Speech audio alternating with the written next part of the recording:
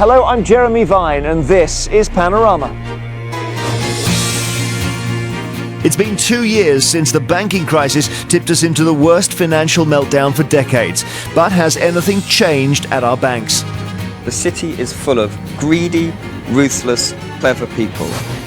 Can anyone stop some of the bankers behaving badly?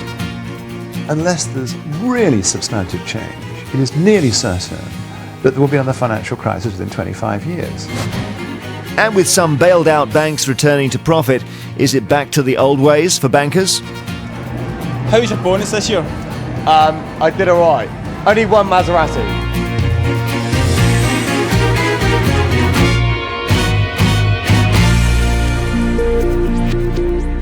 As we head towards Christmas, it is bonus season for bankers. The new year will start with £81 billion of public sector spending cuts, the most savage since the Second World War.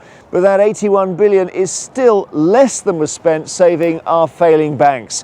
So have the bankers responsible, remember, for the biggest financial meltdown in living memory, paid the price for their mistakes? Or, with Christmas around the corner, are they looking forward to unwrapping their bonuses? Mark Daly investigates.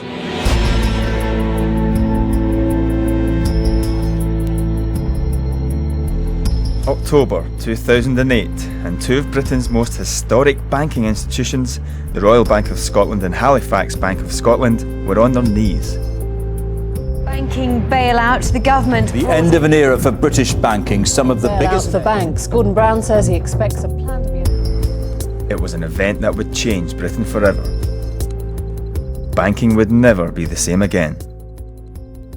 The old and discredited system of light touch regulation had allowed some bankers to believe that they were masters of the universe, and they took incredible risks in their quest for growth and bigger profits. But when it all came crashing down, it was the taxpayer who came to the rescue.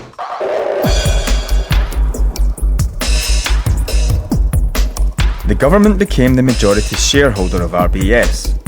HBOS was taken over by Lloyds, which then needed bailing out too. The taxpayer now owns a 41% stake in Lloyds Banking Group after bailing them both out to the tune of £65 billion.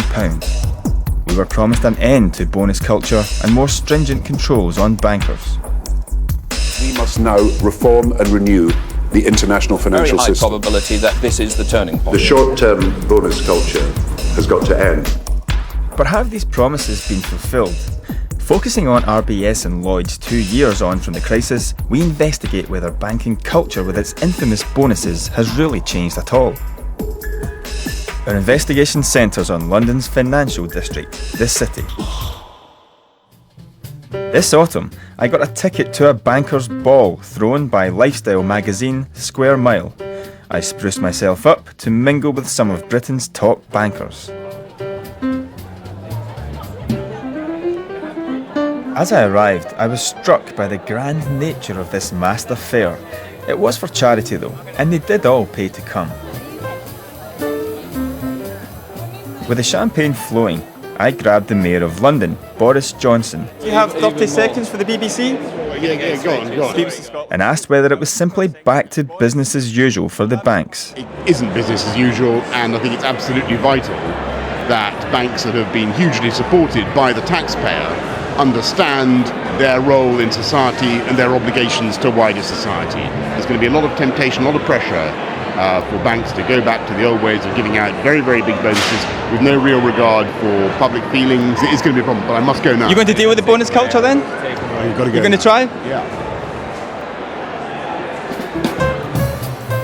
Talking tough in front of me, but once on stage there was no mention of bonuses, big salaries or the kind of casino banking that got us into this mess in the first place. With the rest of the nation having to tighten their belts, I wanted to know whether banking culture was changing too. Surrounded by hundreds of city workers, only one way to find out. Was your life affected by the downturn, by the crash? Yeah, obviously. Was yours not? How does it feel being amongst one of the most hated professions in the country? That must be tough. I love it. Well, he's got the face for it, hasn't he? So he's got the face for it. I absolutely love it, but I think the fundamentals are that we make the world go round, We drive the economy. How's your bonus been the last couple of years? I'm not going to disclose on this tape here. No. How's your bonus this year? I did alright. Only one Maserati. How many figures? 5? 6? 6. 6 figure bonus? 6 this year. Wow. Next year, hopefully 8. So tell me, does it bother you that the public don't really trust bankers? They don't trust you with their money. No.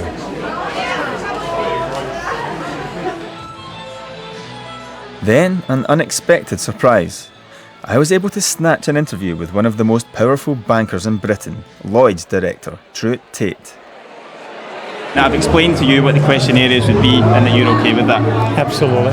Okay, thank you very much. I was anxious to know whether Truett Tate's bank, almost half owned by the taxpayer, had moderated its pay structures. Lloyds are still paying big bonuses, big salaries. Have they been reined in? In my opinion, that we are paying a reasonable compensation for the average Joe to work hard to try to earn the trust of the British people. And I respect every one of our employees for doing that.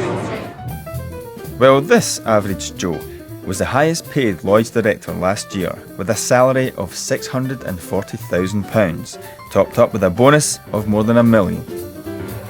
For some bankers then, it's business as usual, with this year's City bonuses predicted to hit £7 billion.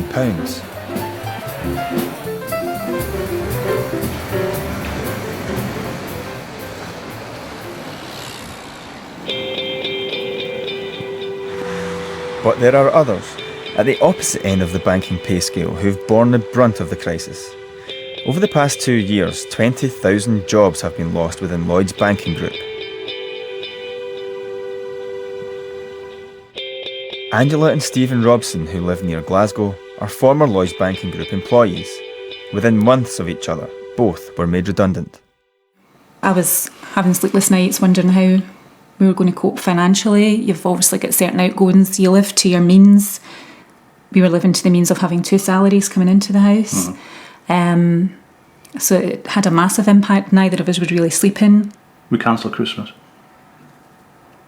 Because you have to make sacrifices, and that sacrifice would be we wouldn't have Christmas that year.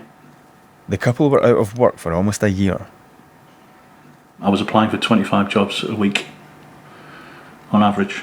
And it's easy for politicians to sit there and say, you need people who really need to get out and get themselves work. And it's all you saw at the job centre as well when you would go and sign on every 2 weeks. But people like us. Angela and Stephen are not alone.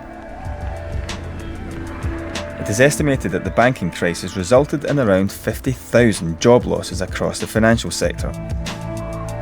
The dole queues are certainly growing, but what about the notoriously big bonuses for those bankers at the top?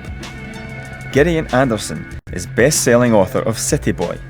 He was an investment bank analyst for 12 years and knows better than most how the square mile works. The job itself had lots of good points. You would have... You're getting paid a few £100,000 a year. The whole point of it was to make money. And you're talking about money, you're dealing with money, and you're making money. And if you have to stab your colleague in the back to get a bigger portion of the bonus pool, you do it. And he says there was little or no deterrent against bankers taking huge risks. If you make a bet and you make a win, you get to keep a portion of that as a bonus. If you make a bet and you lose, nothing's taken out of your wallet. So, it really does encourage massive, reckless gambling. It's this reckless culture that governments promised would change. But has it? So far, the public doesn't seem convinced. Panorama commissioned an exclusive Ipsos Mori poll. Our first question was about trust. Has the fact that some banks are back in profit restored your trust in the bankers? And over 70% of our poll said no. With more than 2/3 of the public still not trusting bankers, their reputation is that they live a charmed life. So have they been sufficiently held to account over their failures? Let's rewind a bit. It was this sorry set of bankers paid huge amounts who drove RBS and HBOS into the ground. I was there at the Treasury Committee to see them offer their apologies. We are extremely sorry. A full apology, an unqualified apology. Unreservedly sorry. But what happened to these people after sorry?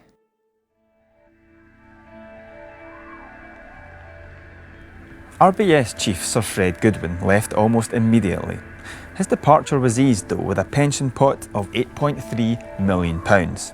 And he soon found new employment, not in the banking sector, but as a consultant for a leading architects firm. Andy Hornby, who was chief executive at HBOS, had his contract terminated. He soon bounced back though, and is now in the top job at Alliance Boots. And in his first year there, he raked in more than £2 million. And what about former RBS Deputy Chief Executive Gordon Pell? He retired on a staggering £13.5 million pension pot, and now works for another bank, Coutts, which just happens to be owned by RBS. Despite overseeing catastrophic failure, these bankers seem to have done rather well. Mr. Pell even walked straight into another bank job.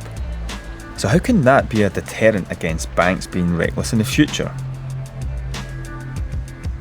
One man who was under pressure to get tough with the bankers was Alistair Darling.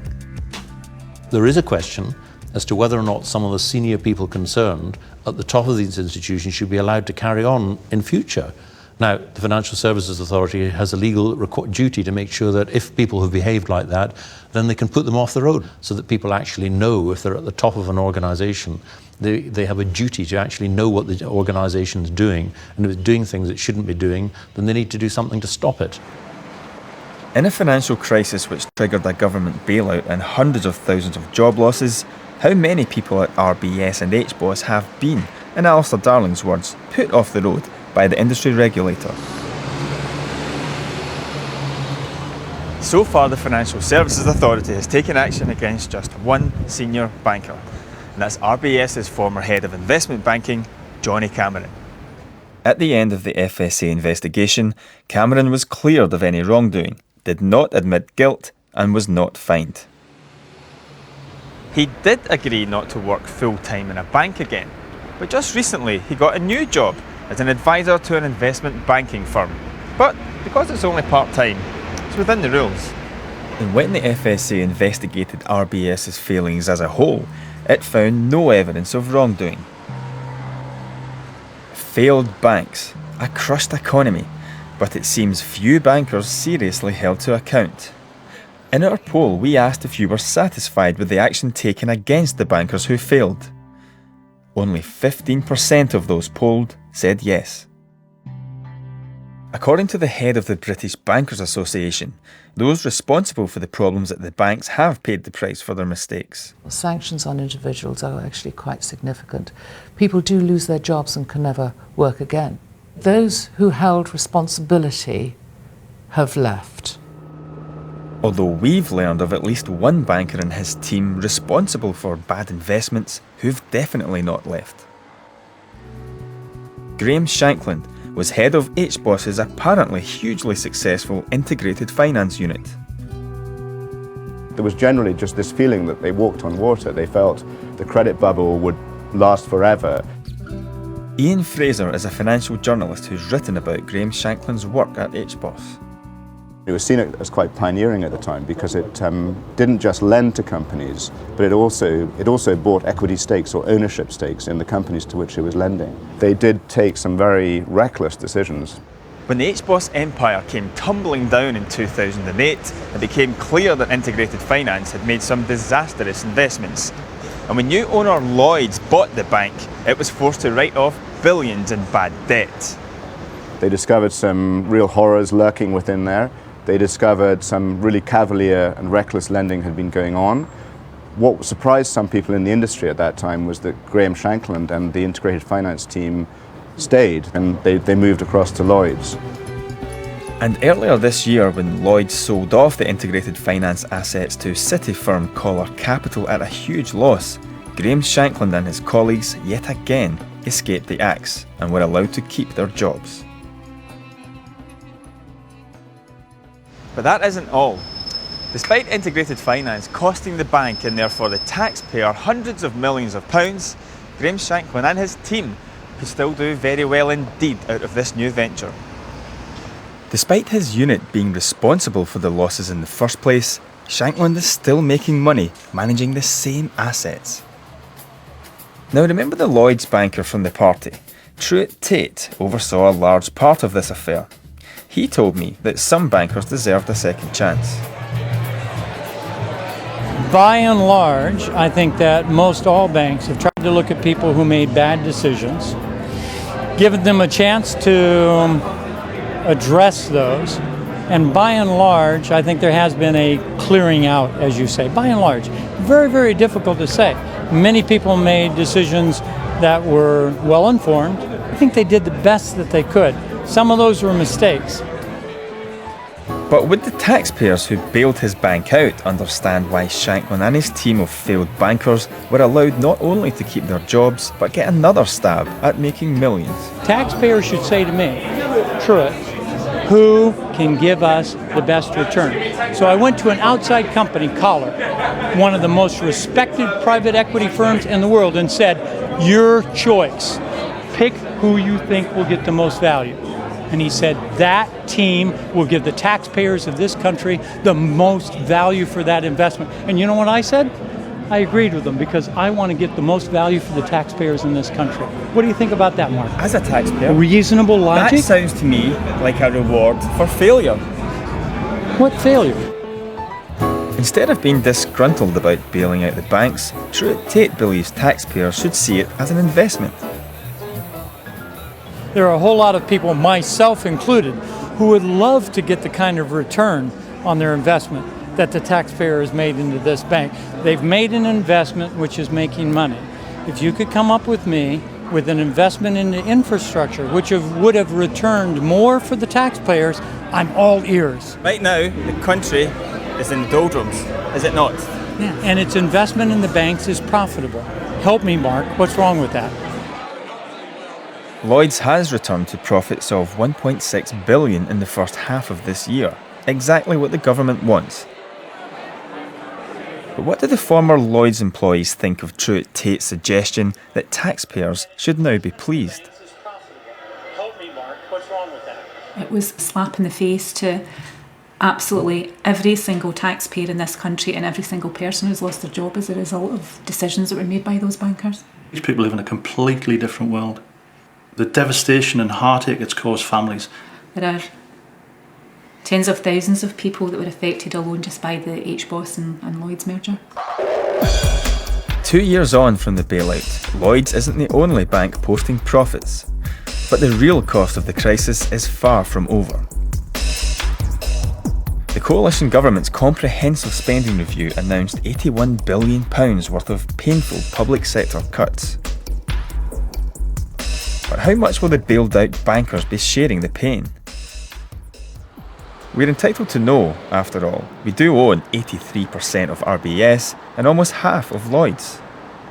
And RBS Chief Executive Stephen Hester this year promised more transparency. But we intend to be completely clear with everyone, to disclose everything, and for people to see this progress. To put this to the test, we asked Lloyds and RBS how many bankers received bonuses of more than £1 million last year. Both banks refused to tell us. Not so transparent then. But RBS has admitted it paid more than 100 of its staff bonuses of more than £1 million last year.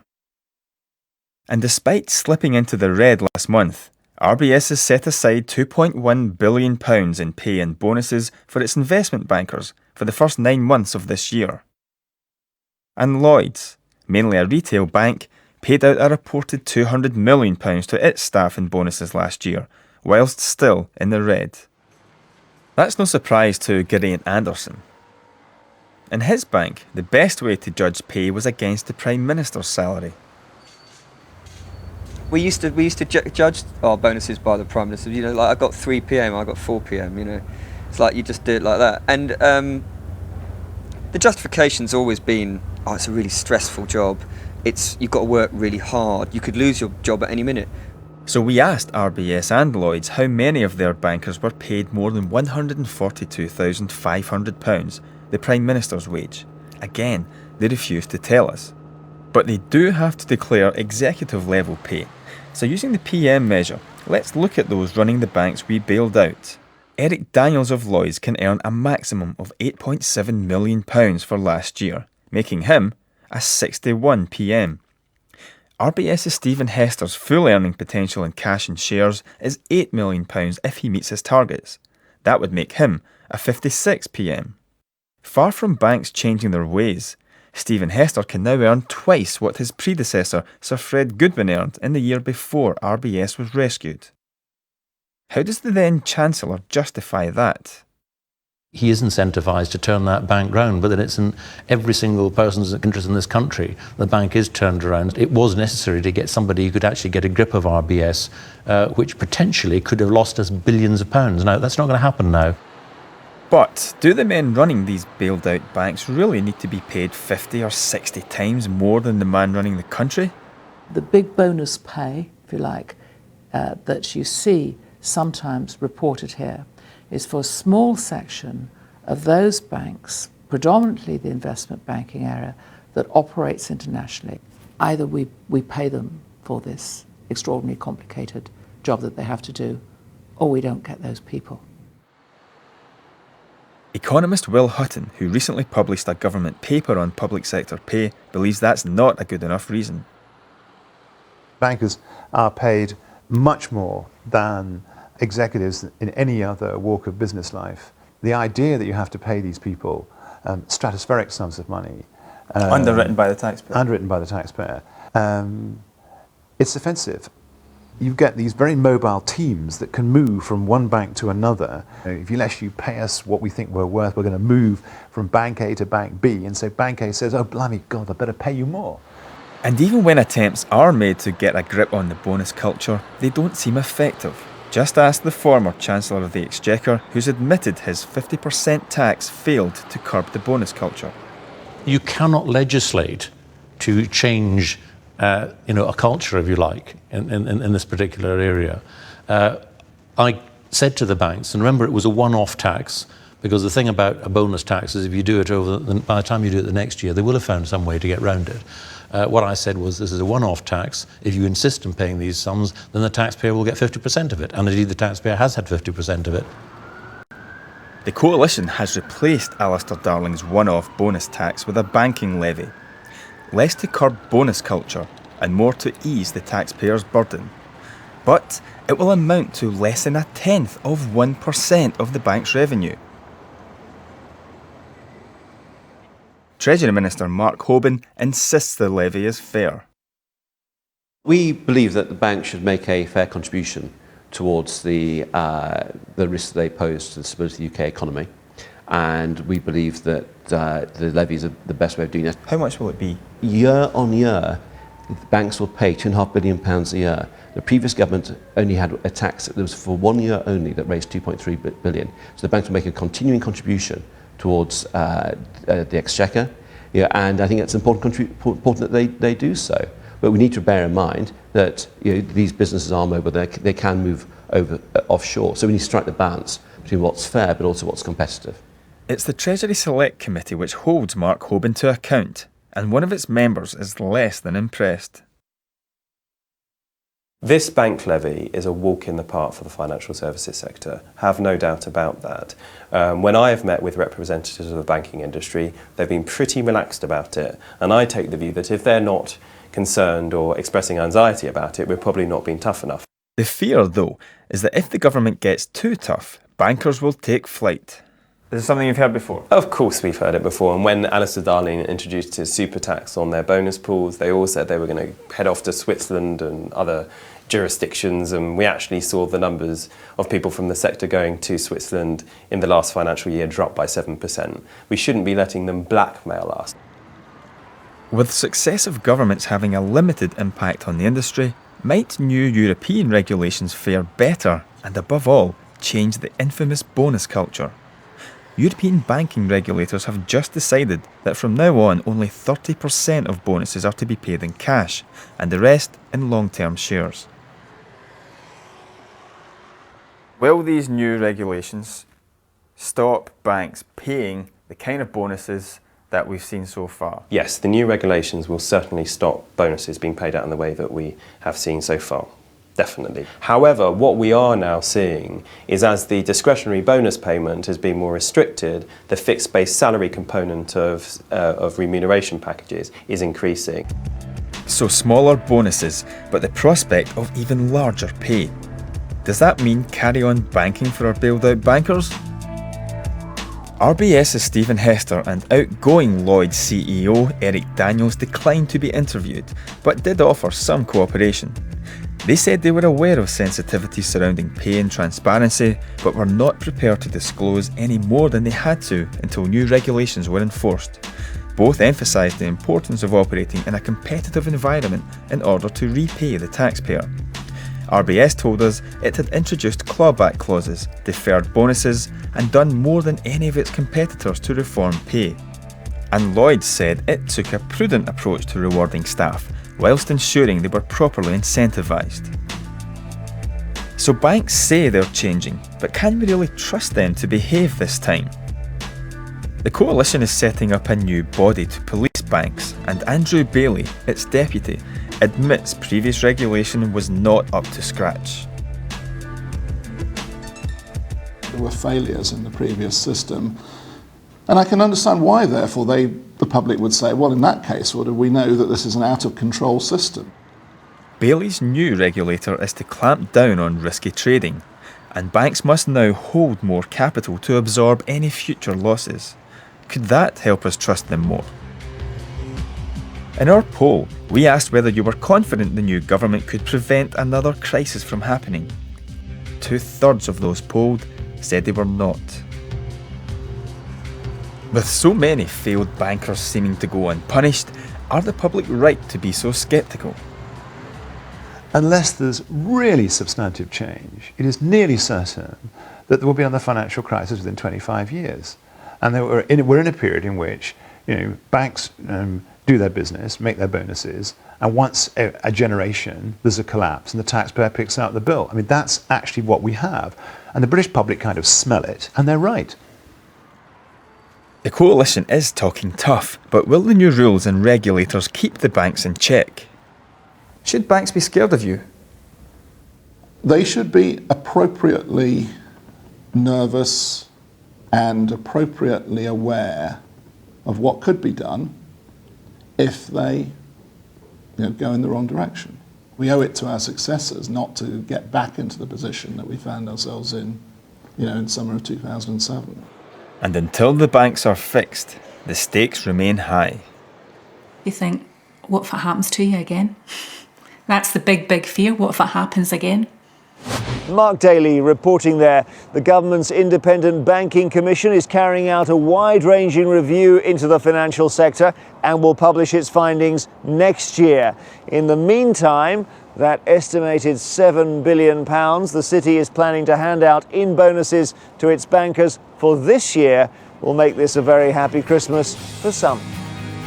And on Wednesday, what price cheap food? A special panorama on the big four supermarkets, their unprecedented race for space and the effect it's having on our countryside. A groundbreaking BBC study charts their expansion and discovers if they are building on a street near you. Next, there's lots of challenges for a working mother. The one Alison faces tonight is very different. She stands accused in just a moment.